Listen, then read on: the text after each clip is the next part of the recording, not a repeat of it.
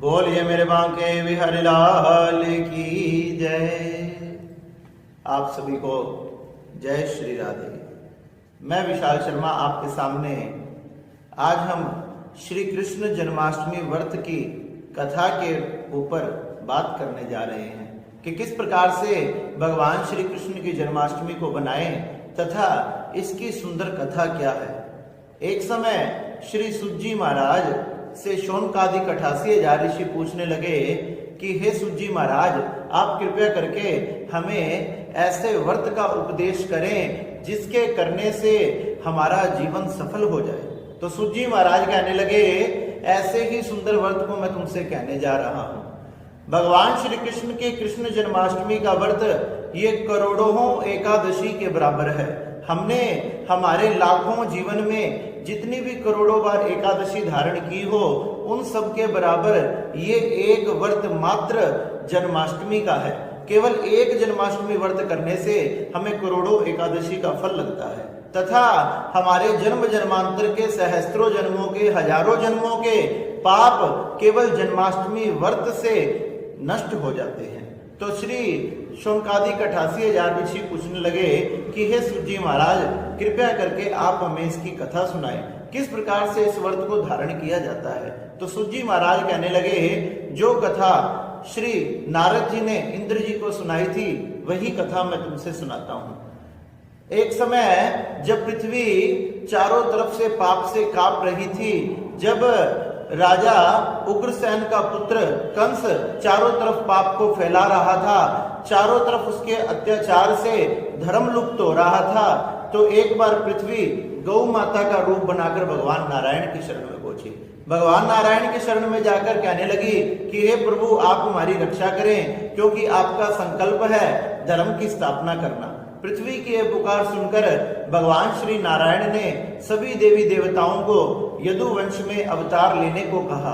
क्या मैं बहुत ही जल्द वसुदेव तथा देवकी के यहाँ प्रकट होऊंगा, आप सब जाके यदुवंश में अवतार लीजिए और पृथ्वी आप जाकर आराम से रहिए, क्योंकि मैं बहुत जल्द सभी पापों को दूर करने वाले आ रहा हूँ। इस प्रकार से पृथ्वी वापस लौट आई। सभी देवी देवताओं ने यदुवंश में अवतार लिया तथा भगवान के कहे अनुसार जब भाद्रपद मास का कृष्ण पक्ष की अष्टमी तिथि आने वाली थी तो भगवान का अवतार होने वाला था।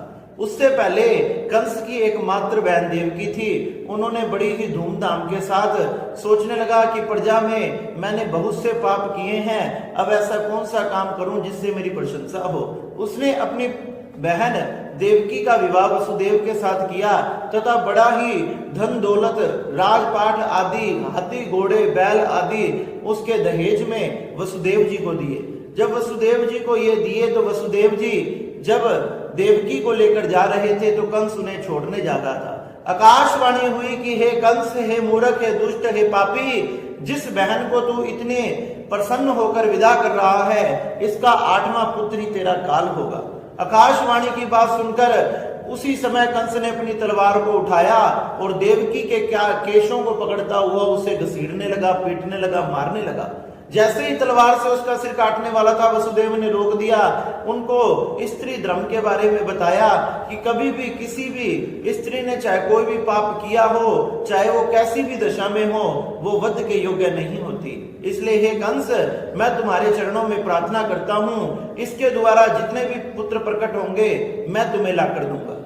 वसुदेव की बातों में आकर कंस ने अपनी बहन को छोड़ दिया तथा दोनों को कठिन कारावास में डाल दिया गया। वसुदेव ने जो वादा किया उसी वादे के अनुसार 7 पुत्रों को लाकर महाराज कंस को दिया। 6 पुत्रों का वध कर चुके थे। 7वें पुत्र को शक्ति के द्वारा रोहिणी के गर्भ में भगवान ने स्थापित करवाया था। इसलिए कंस ने सोचा कि 7वां पुत्र उनके गर्भ में मर गया। इस प्रकार से जब 8वें पुत्र का समय आया तो कंस को याद आ गया कि 8वां ही मेरा काल है। उसने कठिन कारावास तथा बेड़ियां लगवा दी, कठिन सैनिक खड़े कर दिए। चारों तरफ से कारागृह के चारों तरफ से सैनिकों से घिरा हुआ था। इस प्रकार से जब सुंदर मास आया, जब आकाश में पक्षी चहचहाने लगे, सुंदर वातावरण हो गया, शीतल मंद सुगंध 3 प्रकार की हवा चलने लगी, भाद्रपद कृष्ण पक्ष में अष्टमी तिथि में जब रोहिणी नक्षत्र का योग हो गया तो उसी समय बादल गड़गड़ाने लगे तथा चारों तरफ से वर्षा होने लगी तथा आज देवकी और वसुदेव का मन बड़ा प्रसन्न हो गया तथा रोहिणी नक्षत्र के योग होते ही भगवान नारायण अपने चतुर्भुज रूप में उनके सामने प्रकट हो गए। दोनों ने चरणों में प्रणाम किया, चारों तरफ प्रकाश फैल गया तथा भगवान ने कहा तुम्हें किसी प्रकार की चिंता नहीं करनी चाहिए, आज मैं तुम्हारे सामने प्रकट हो चुका हूं, तुम्हारे मन में जो इच्छा है वो मांग लो। इस प्रकार से बहुत से देवी देवताओं ने, वसुदेव ने और देवकी जी ने भगवान की स्तुति की तथा भगवान से प्रार्थना करके कहा कि आप मेरे शिशु रूप में मेरे गोद में आ जाएं। भगवान ने कहा जब मैं शिशु रूप में आ जाऊं तो आप यहां से मुझे नंद बाबा तथा यशोदा के घर छोड़ आना, वहां गोकुल में मुझे छोड़ आना, उनके यहाँ एक पुत्री प्रकट हुई है उससे यहाँ ले आना, सारे तुम्हारे अपने आप ही बंधन खुल जाएंगे, तुम इस प्रकार से ये कार्य करना। इस प्रकार से वसुदेव ने भगवान कृष्ण को अपने हाथ में लिया तथा आप सब जानते हैं किस प्रकार से नंद बाबा तथा यशोदा माँ के यहाँ यमुना को पार करके वसुदेव जी अपने लाला कृष्ण को वहां छोड़कर आए और वहां से पुत्री को ले आए। जब पुत्री जैसे ही आई जोर जोर से रोने लगी, विलाप करने लगी, सैनिक उठ गए तथा कंस को पता लगा कि पुत्री हुई है। कंस ने कहा देवताओं ने छल किया है, चाहे पुत्र हो चाहे पुत्री, ये है तो मेरे वध, ये मेरा वध करने वाले ही हैं। इसलिए कंस ने फटाफट आकर उस पुत्री को उठाया और जैसे ही पत्थर पर फेंककर उसके प्राण लेने चाहे उसी समय वो पुत्री उसके हाथ से छूटकर आकाश में प्रकट हो गई। आकाश में प्रकट होकर कहने लगी कि तेरा वध करने वाला गोकुल में ब्रिज में जन्म ले चुका है, अब तू किसी का कुछ नहीं बिगाड़ सकता। इस प्रकार से कंस को चिंता होने लगी। कंस ने नाना प्रकार के ब्रिज में दैत्य भेजे, दानव भेजे, लेकिन भगवान कृष्ण ने सबका उद्धार कर दिया।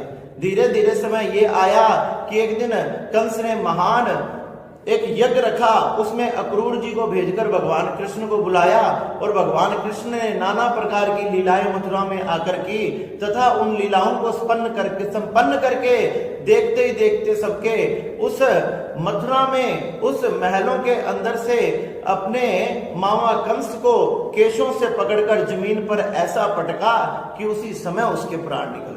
सब मथुरावासी बड़े प्रसन्न हुए तथा प्रसन्न होकर कहने लगे कि हे भगवान कृष्ण, हम आपका उत्सव त्योहार बनाना चाहते हैं, कृपया करके हमें बताएं क्योंकि हम इस बारे में जानते नहीं। तो भगवान कृष्ण ने सबको बताया, उपदेश दिया कि भाद्रपद में अष्टमी के दिन कृष्ण पक्ष की जब रोहिणी नक्षत्र का योग हो उस समय अगर आप मेरा व्रत, उपवास, त्योहार, उत्सव आदि बनाओगे तो उनके जन्म जन्मांतर के मैं पाप नष्ट कर दूंगा तथा उनकी सभी मनोकामनाएं पूरी करूंगा।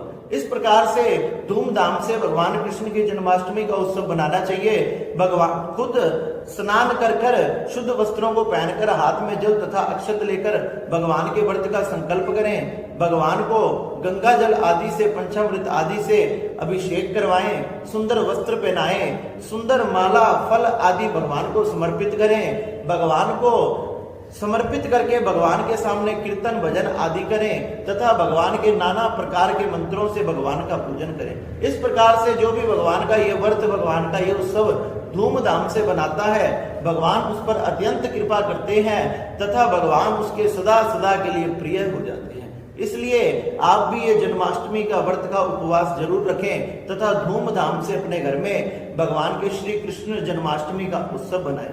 बोलिए श्री नारायण भगवान की जय। बोले मेरे बांके बिहारी लाल की।